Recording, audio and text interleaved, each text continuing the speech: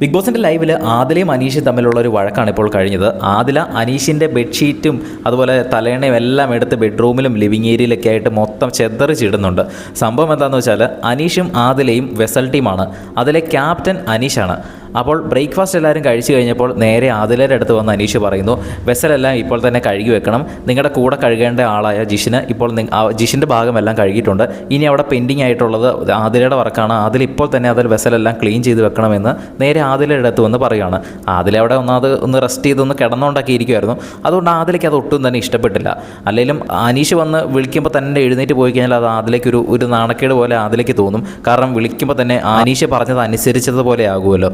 അപ്പോൾ അതുകൊണ്ട് ഞാൻ ഇപ്പോൾ വരുന്നില്ല, ഞാൻ കുറച്ച് കഴിയുമ്പോൾ ചെയ്തോളാം, ഞാൻ എന്തായാലും ക്ലീൻ ചെയ്ത് വെച്ചോളാം എന്ന് ആദില പറഞ്ഞു. പക്ഷേ അനീഷിൻ്റെ സ്വഭാവം അറിയാലോ, ഉടുമ്പ് പിടിക്കുന്ന പോലെ പിടിക്കും. വീണ്ടും റിപ്പീറ്റ് ചെയ്ത് ഇങ്ങനെ പറഞ്ഞുകൊണ്ടിരിക്കും. അതിലിപ്പോൾ തന്നെ ക്ലീൻ ചെയ്ത് വെക്കണം, അത് ആദിലയുടെ ഡ്യൂട്ടിയാണ്, ചെയ്യണം എന്ന് പറഞ്ഞ് അനീഷ് വീണ്ടും ഇങ്ങനെ റിപ്പീറ്റ് ചെയ്ത് പറഞ്ഞുകൊണ്ടിരുന്നു. അവസാനം ആദില വരില്ല എന്ന് കണ്ടപ്പോൾ അനീഷ് തന്നെ പറയുന്നു, കുഴപ്പമില്ല, എങ്കിൽ എനിക്ക് കിച്ചൺ ടീമായിട്ട് എനിക്കൊരു കമ്മിറ്റ്മെൻറ്റ് ഉണ്ട്, അതുകൊണ്ട് ഞാൻ തന്നെ പോയി കഴുകി വെക്കാൻ പോവുകയാണെന്ന് പറഞ്ഞ് അനീഷ് കിച്ചണിലേക്ക് പോകുന്നു. ആ സമയത്ത് ആദിലയ്ക്ക് അത് ഒട്ടും ഇഷ്ടപ്പെടാതെ നേരെ അനീഷിൻ്റെ ബെഡിലേക്ക് ചെന്ന് ബെഡ്ഷീറ്റൊക്കെ വലിച്ചെറിയുന്നു, തലയെണ്ണ വലിച്ചെറിയുന്നു.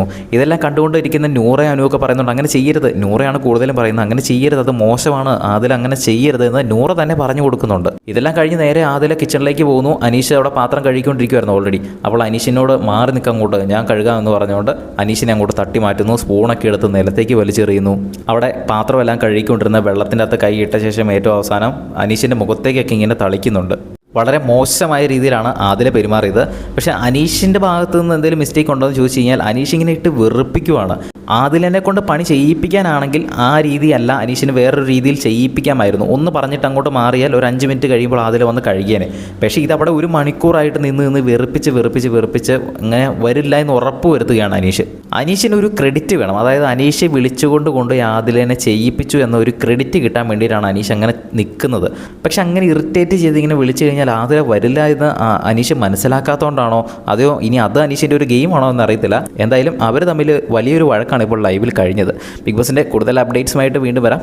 വീഡിയോ ഇഷ്ടപ്പെട്ടാൽ ഒന്ന് ലൈക്ക് ചെയ്യുക.